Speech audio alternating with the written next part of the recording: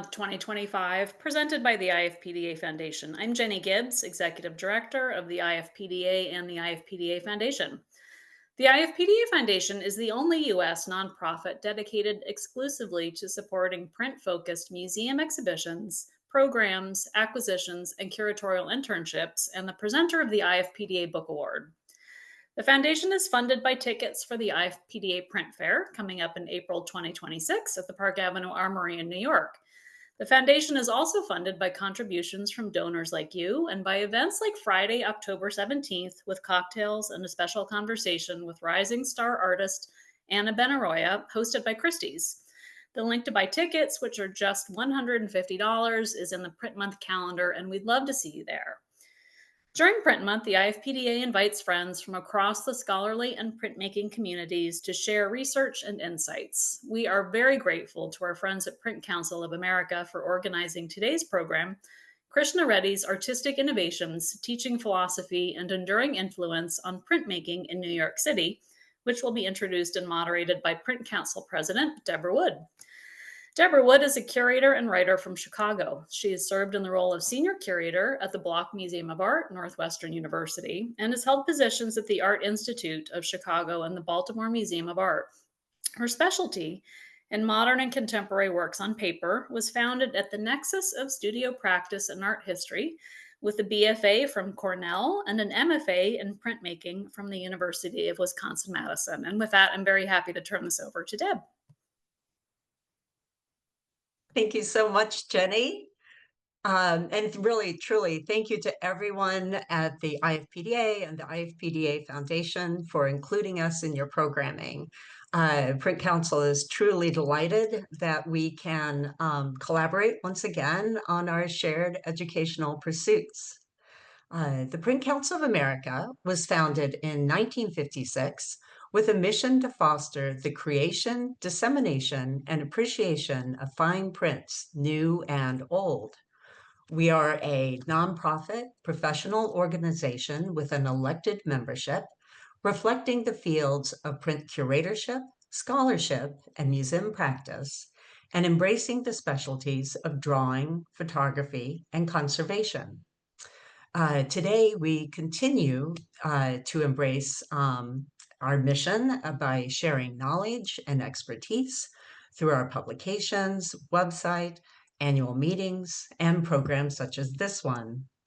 Now, this is the second talk that Print Council has sponsored for Print Month, and we have two more coming up, all of which, in one way or another, highlight the long history of printmaking in America.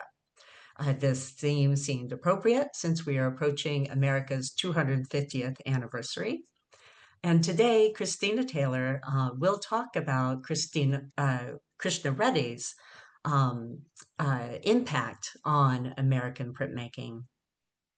Christina Taylor is conservator of works on paper at the Philadelphia Museum of Art. She has held conservation positions at Harvard Art Museums, the Museum of Fine Arts in Houston, and the National Gallery of Art in Washington, D.C., and here at the Art Institute in Chicago. She earned her MA and CAS in art conservation from Buffalo State College's Art Conservation Program and her BFA in printmaking from Kutztown University. In addition to her conservation work, Christina continues her study of the processes and history of printmaking, and she develops and teaches hands-on workshops for conservators. It is my pleasure to welcome Christina Taylor.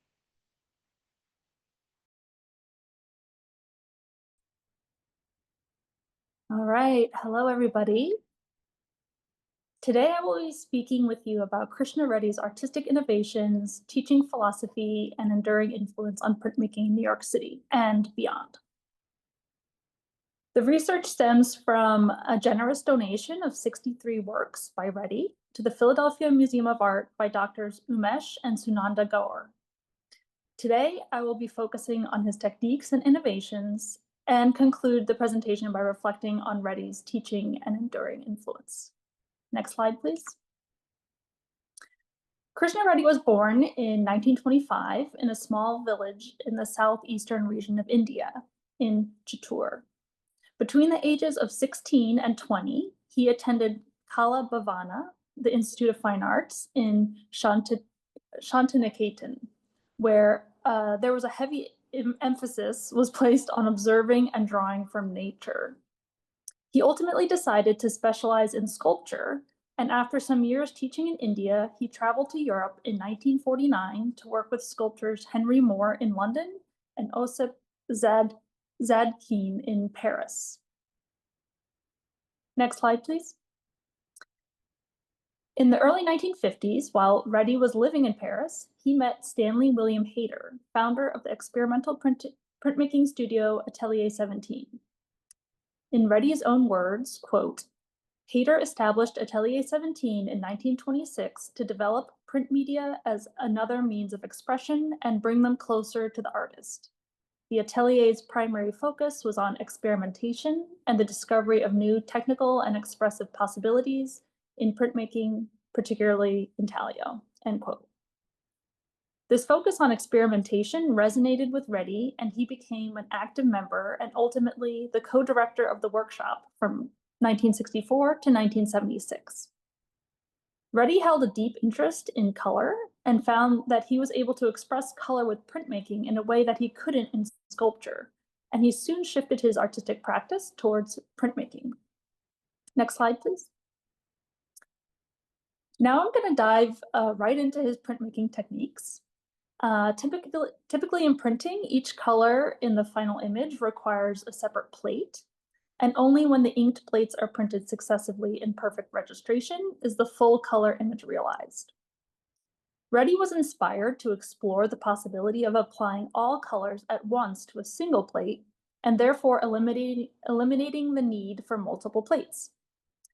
At Atelier 17, alongside his colleagues Kaiko Moti and Hayter, Reddy developed a method where the viscosities, or degree of oiliness, of printing inks are manipulated so that simultaneous inking and printing from one plate is possible. The story goes that one day he was cleaning up after a session of printing and a drop of oil landed where he was cleaning on the glass slab. And when he rolled over the oil with an inky roller, he noticed that there was a repulsion of color in that area. Reddy said, quote, "We will print this plate in a single pass through the press. The possibilities of simultaneous color printing are extraordinary, both in the number and in the richness, vividness, and intensity of colors achieved," end quote. In addition to modifying colored inks and applying those inks to the plate's surface in particular ways, Reddy's method of simultaneous color printing also required the thoughtful creation of the layered metal printing plate. In this presentation, I will pair detailed images and my observations with Reddy's own descriptions of his process to clearly define his plate making and inking techniques and illustrate how each plays an important role in how he developed his life's work. Next slide, please. Reddy begins the process of creating a print with a metal plate. Prints, and by extension printing plates, are often considered two-dimensional because of their relative thinness compared to their height and width. But no material exists in only two dimensions, and Reddy recognized that, quote, "the plate has intrinsic sculptural qualities that lends itself to carving and sculpting," end quote. As Reddy developed his innovative printing techniques, he not only embraced the depth of the plate as he would any other sculptural medium, but he also relied on the three-dimensionality of his metal plates to achieve the pulsating and vibrating color effects during the printing process. A key component to Reddy's technique was that he employed various rollers to apply the ink from soft to hard. The softer rollers would conform and press deeper into the plate, whereas the harder rollers deposited ink only on the surface. Reddy says, quote, "To prepare such a plate, a certain amount of relief is necessary, whether it be caused by open biting by aquatint or by breaking up the surface of the plate with a variety of tools. The principle behind any of these techniques is the same, to create a range of depths within the plate, which will in turn contribute to the density of the print," end quote. Although I will be separating Reddy's plate manipulation techniques into three categories: chemical etching, hand tools, and machine tools, he consciously built up his images into each metal plate by combining and layering many techniques. Reddy describes how, quote, the making of an image on a plate can occur in so many ways. Each process combined with another opens up rich possibilities. The combinations are innumerable. Next slide, please. Etching is a method of selectively removing metal from the surface of the plate with strong acids or mordants. Etchings are traditionally printed intaglio, where the design is etched and inked below the surface of the plate. However, etchings can also be printed in relief or from the unaltered surface of the plate. During printing, Reddy was able to combine aspects of intaglio, relief, and viscosity inking because of the way he prepared and sculpted his plates before any printing began. Open bite refers to etching large open areas of a plate without a mechanism to break up or roughen the surface, such as common with aquatint. When a metal plate with open bite is inked and printed intaglio, the color is not as dark and saturated because there's no roughened surface for the ink to cling to. However, Reddy was utilizing open bite etching to alter the depth of the plate to facilitate viscosity inking with rollers, rather than intaglio inking. Reddy would often use a deep acid bite as the first step to establish the image, sometimes etching the plate in the acid for hours at a time to get a very deep etch. After the image was established, he would take hand and machine tools to further refine and sculpt the plate. Krishna Reddy says, quote, deep biting with acid produces stepped levels down into the plate, thus forming a succession of reliefs. The action of acid creates hard edges, which will show up as heavy linear structures in the print. These may be kept as a bold, well-defined image, or they may be modified by use of a scraper, emery paper, and burnisher, revealing subtle undulating structures, end quote. Reddy described working on this print, Wave, quote, I developed a way of structuring fine relief lines on the plate using a highly polymerized cellulosic paint and a funnel made of wax paper. The paint flowed continuously in strings without a break, end quote. So here, Reddy is describing how he applied an acid-resistant paint to the plate before he submerged the plate in acid to etch it deeply via open bite. After the plate was removed from the acid and the plate was cleaned off, where the stringy paint protected the plate from the acid, the plate remained in relief in those fine lines, which you might be able to see in the detail here. The surrounding bulbous shapes are deeply etched and are what give the prints their extreme dimensionality, especially visible in a side raking light, like you see in this detail. Next slide, please. Rosin ground aquatint is an early method of adding tonal variations to a print. In order to roughen the surface enough to hold ink, the clean plate is covered with rosin dust, and the dust is melted and fused to the plate with heat. When the plate is etched, the acid bites and lowers the level of the plate around each grain of rosin. Once the etching is complete, the plate is cleaned off of acid and rosin, and the texture has changed from smooth and polished to rough and gritty. Depending on what the artist hopes to achieve, the rosin particles can vary from quite coarse to very fine. To quote Reddy, in spite of the length of time aquatint has been in use, it remains a beautiful new territory to explore. Aquatint is capable of tonal distinctions which no other method can produce, and it has an element of surprise, end quote. In his print Waterform, he superimposed a series of aquatints, creating a range of textures. Evidence of coarser rosin particles are visible as distinct white islands where the plate was protected during etching. The surrounding ink is rich and dimensional, a result of deeply etched aquatint capable of holding a large quantity of ink. Next slide, please. The next method of plate modification that I'll touch on is hand tools. Hand tools do not require electricity or another power source to operate, and these traditional printmaking tools are classified as hand tools.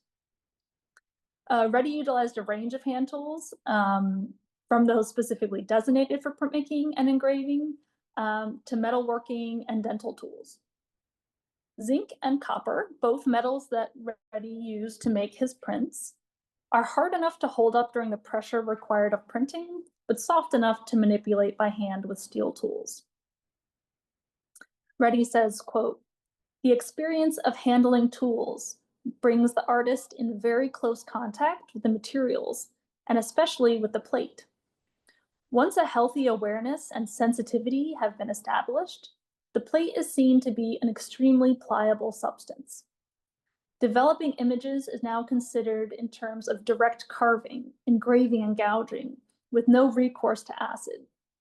Hand tools, while they can be the most laborious method of working a metal plate, give the greatest sense of intimacy." End quote. Next slide, please. A burin is a steel cutting tool with a thin pointed blade, like you saw in the last image, and it's used to cut a design into a metal printing plate. Because of the shape of the tool, as the artist carves into the metal, the lines characteristically swell and taper depending on the depth of the cut. The plate is then inked and printed intaglio. Although engraving was invented centuries prior, Reddy and other Atelier 17 artists were fascinated by the depth of line and sculptural quality achieved using burins and various engraving tools. Next slide, please. Dry point is an intaglio printing technique where the image is drawn or scratched directly into the metal plate. Unlike engraving, the lines are much shallower and metal is not removed from the plate. It's instead displaced, creating a burr where the ink gathers during printing. When printed, the scratched line and adjacent metal burr create characteristic soft and velvety lines. In some cases, Reddy would use a dry point needle to map out his composition, especially when he didn't establish the image initially with a deep etch. When employing dry point, he often used a ruler to create structured lines and grids, within which he would build up his compositions. In the detail on the right, you can see the characteristic fine and fuzzy dry point lines that are notable where Reddy drew directly on the plate. Next slide, please. A roulette is a wheeled tool with fine teeth that, when rolled over the metal plate, create indentations that will hold ink during printing. Roulettes come in a variety of styles, most commonly in dot, line, or irregular patterns. And Reddy utilized these different types of roulettes to add repeating patterns. Unlike etching techniques such as aquatint and halftone, the roulette was a way for the artist to add texture in a direct and immediate way. In this detail image on the right, we can see that Reddy utilized a wheeled roulette tool with a wide line pattern to add repeating texture. Reddy then rolled the roulette in opposite directions to create this cross-hatched effect. Next slide, please. In addition to hand tools, Reddy used a variety of electrically powered machine tools to sculpt and modify his plates. When walking into his studio, some might question whether a printmaker indeed occupied the space filled with unconventional machines and tools. It is evident that he felt comfortable manipulating the metal plates using a variety of tools, and over time came to embrace machine tools for much of his work. He said, quote, "Machine tools enable the entire plate to be worked with such ease that image building or its removal becomes rapid. Machine tools encourage spontaneity and can be of great value in strengthening the expression of the artist, akin to the directness of contact experienced in painting and sculpture." End quote. Next slide, please. A flex shaft rotary tool is a power tool that uses a flexible shaft to transmit rotational power from a motor to a handpiece. This handpiece then holds the grinding, or polishing tools, allowing Reddy to work on objects with greater precision and ease. Reddy's tools varied greatly from grinding and polishing tools to cutting and stippling tools, and each created their own marks and effects in the printing plate. When describing the process of making his print Blossoming, Reddy recalls, quote, "Both the reliefs and the textures were worked by machine tools using several serrated steel and stone grinders. This was the first time I carved a whole plate with machine tools," end quote. In the detail of Blossoming at the right, we can see the regular horizontal marks towards the top inked in blue, which suggest Reddy's use of rotary tools. Next slide, please. The Vibro tool is an electric engraving tool manufactured by Burgess Vibro Crafters Inc., intended for a variety of purposes, including but not limited to engraving metal, decorating glassware, and tooling leather. Rather than rotating, the motor vibrates at high speeds at the rate of 120 strokes per second, adding power to your skill is how the Vibro tool company describes it. Reddy held this tool more like a pencil and created linear dot strokes and other textures in his plates. In the detail of sun worshippers at the right, we can see the dotted Vibro tool texture printed in green. The rotary tools that Reddy employed rotated, whereas the Vibro tool brought the tool head up and down. The speed at which Reddy moved his hand and tool across the surface of the plate determined how densely distributed the marks would be. Next slide, please.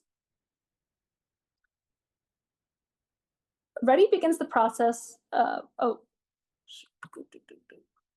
am I? Okay. Traditionally, to print in color, an artist or printer was required to separate each color from the image, creating plates for each color and printing them all in perfect registration to build up to the full color image. Simultaneous color printing, by contrast, eliminates the need for color separation and allows the artist or printer to apply all the colors to a single plate before printing it one time through the press. Although artists at Atelier 17, and especially Reddy, mastered simultaneous color printing, he was not the first to apply simultaneous color techniques to his prints. Reddy utilized established simultaneous color printing techniques such as à la poupée, with innovative ones such as viscosity printing to maximize the potential of simultaneous color printing. Next slide, please. To many, these methods are technically complex and counterintuitive. However, Reddy felt that simultaneous color printing simplified and integrated the printing process with the creation of art, rather than the printing process acting solely as a means to an end.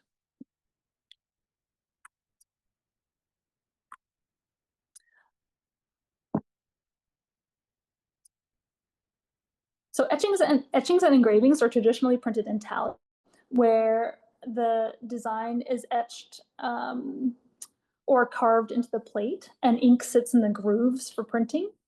However, etchings can also be printed in relief or from the remaining unetched surface of the plate. So I think it's important to understand the difference between intaglio inking and surface color inking, because Reddy really blurred the line between intaglio and relief printing by combining various simultaneous color printing techniques together. So when inking intaglio, Reddy covered the plate with ink, and then by wiping with tarlatans, he drove ink into the grooves of the plate while simultaneously removing ink from the surface. This was the first step in the inking process. After inking and wiping intaglio, when inking surface colors, Reddy rolled the ink over the intaglio inked plate in one careful pass.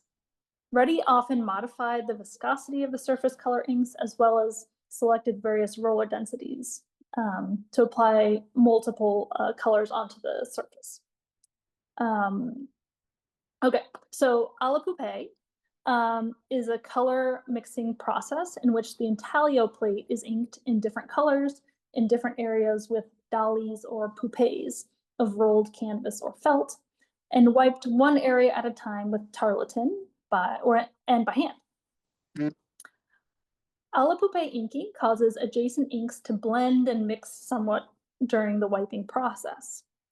In some cases, Reddy would avoid inking certain intaglio sections of the plate, which resulted in areas of the print that are embossed from the pressure of printing, yet maintain the bright paper tone without any transfer of ink.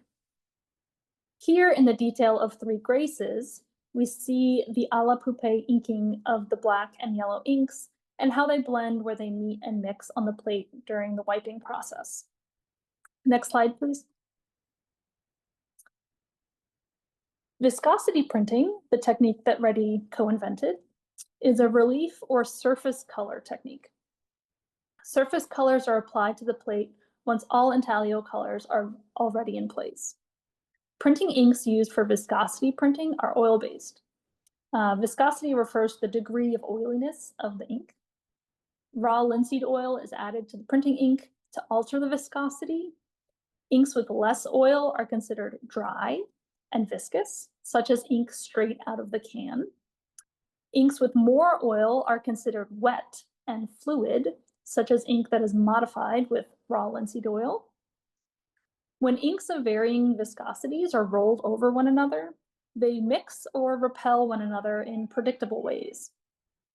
Superimposition and juxtaposition are the 2 fundamental methods of viscosity printing, which I'll talk about next. But first, I want to point out that Mark Johnson, who is a student and friend of Krishna Reddy, made this incredible video, which I've linked here with a QR code, and maybe Jenny can also add a link into the chat. And the video demonstrates and describes the viscosity process in such a clear and elegant way. And I hope you'll all take a look at that to understand the process even better. It really helped clarify a lot of things for me too regarding viscosity printing. Next slide, please. Superimposition of colors lead to a color mixing effect where the layered colors combine to make a 3rd separate color. When the dry and viscous ink is rolled onto the plate first, the second wet and fluid ink will be absorbed into that first ink layer and combine on the plate. The dry ink layer acts like a thirsty sponge and readily absorbs the wet ink. In this detail of splash, we see the bright orange and blue inks are superimposed because where they overlap, they mix to create this deeper brown color. Next slide, please. In contrast to superimposition of colors is juxtaposition of colors.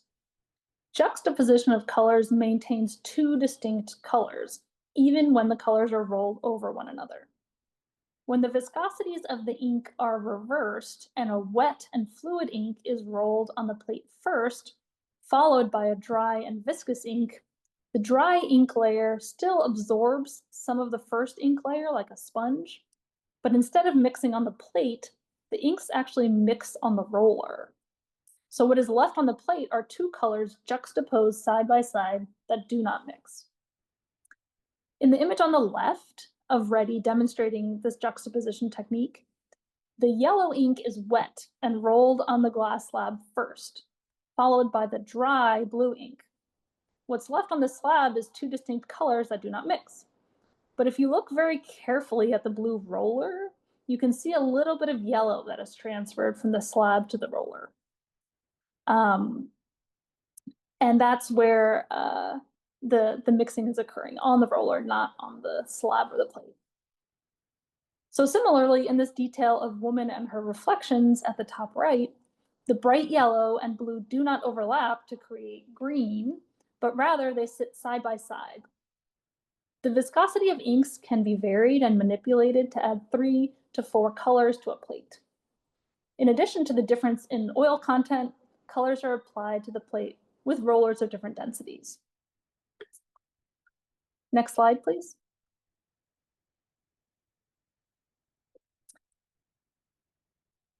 What I've just shown you are a sample of Krishna Reddy's plate modification and his innovative inking techniques. So to quote Stanley William Hayter, what he wrote about Reddy, quote, His experiments in Atelier 17's method of simultaneous color printing from a single plate led to the discovery of a very personal and elaborate operation, which distinguished his work at the time and to this day from all the other artists using the simultaneous method, end quote. Reddy carefully considered every aspect when making his prints, from the intimate and personal use of tools he selected when sculpting and modifying his plates, to the discerning and intentional addition of color to even the smallest surface. Although some would consider Reddy a master of his materials, he viewed the materials as a limitless means for an artist to explore. He said, quote, "The process involved in working a plate and making a print from it are pathways of learning and discovery. Recognition that the image is shaped by a material process brings clarity, humility, and a sense of participation in the act of composition to the artist. The closer one gets to the materials, the more one learns of their nature, their behavior, and their interaction, the more pliable they become to one's senses. One works directly and spontaneously, like a potter feeling for his image through the clay. This journey into the deeper sources of materials should heighten our sensibilities and deepen our understanding, essential in creating a vital work of art." End quote. So next, I'm going to show some examples of Reddy's impact as an educator in New York City and the far-reaching impact he had on the printmaking and the art worlds. The Robert Blackburn Printmaking Workshop, which is the oldest and longest-running community print shop in the United States, was one of the first places Reddy taught printmaking in New York City in 1968. And it was there that he continued to offer workshops and demonstration classes for over 30 years. Again, I made a QR code, and maybe Jenny can add the link again.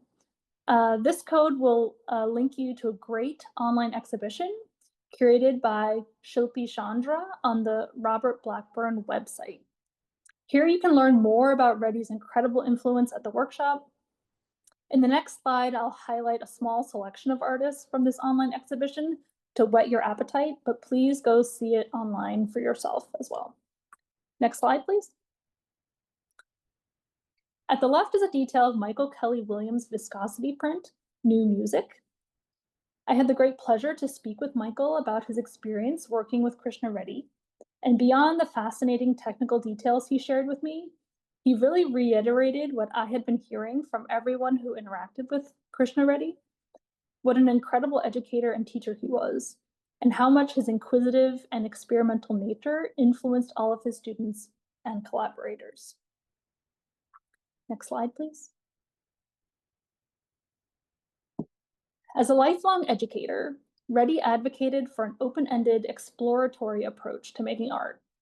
For him, the creative process is as important as the final product. Quote, "Inquiring, learning, this is the real joy, the movement of life," end quote.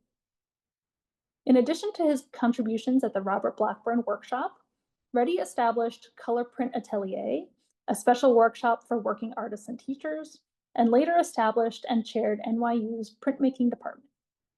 In 2001, he was designated as Professor Emeritus of Art and Art Education at NYU. Throughout his career, he continued to give workshops and lectures at universities and art spaces across the US, Europe, and India. Reddy firmly believed that working artists made the best educators, and many of his students went on to teach viscosity at universities, community art spaces, and print shops. Yet, even in his later years, he never thought of himself as a teacher or expert, but a lifelong student. Next slide, please. I will conclude by sharing some of the incredible exhibitions and programming celebrating Krishna Reddy this year. First, the Print Center in New York exhibition earlier this year, Krishna Reddy, Heaven in a Wildflower, the first monographic exhibition in New York in over 40 years. This beautiful show was curated by Sarah Burney in collaboration with an advisory committee of Reddy's close colleagues. In addition to the exhibition, they organized an incredible symposium I had the pleasure to attend, and also published this catalog that accompanied the exhibition, featuring a critical essay by curator Sarah Burney, text from Reddy student and friend Mark Johnson, who also made that incredible video, and reproductions of text and works by Krishna Reddy. Next slide, please. And currently on view at the PMA is Krishna Reddy, The Movement of Life, curated by Heather Hughes, which looks at the interconnectedness of subject matter, artistic process, and personal philosophy in the prints of Krishna Reddy. The exhibition is on view until December 8th, so I hope many of you can come to Philadelphia and see it while it's on view. Again, this exhibition celebrates the generous donation of 63 works by Doctors Umesh and Sunanda Gaur. Dr. Gaur is also in the midst of publishing a catalog raisonné of Reddy's viscosity prints, so stay tuned for more Krishna Reddy scholarship. Next slide, please. So that's all I have. Thank you.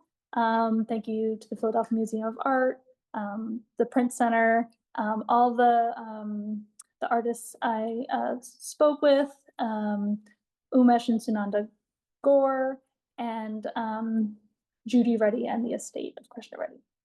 Thank you, Deb and Christina. That was fantastic. And thank you all for writing in such fascinating questions. I learned a lot. We hope to see everyone on Wednesday for the next webinar, which will be presented by the Association of Print Scholars. But again, with Christina Taylor, this will be Pushing the Screen, Brand X Editions, and the Art of Innovation with Robert Blanton, lead chromist of Brand X Editions, and his colleagues. So we'll see you there. Thank you. Thank Bye. you.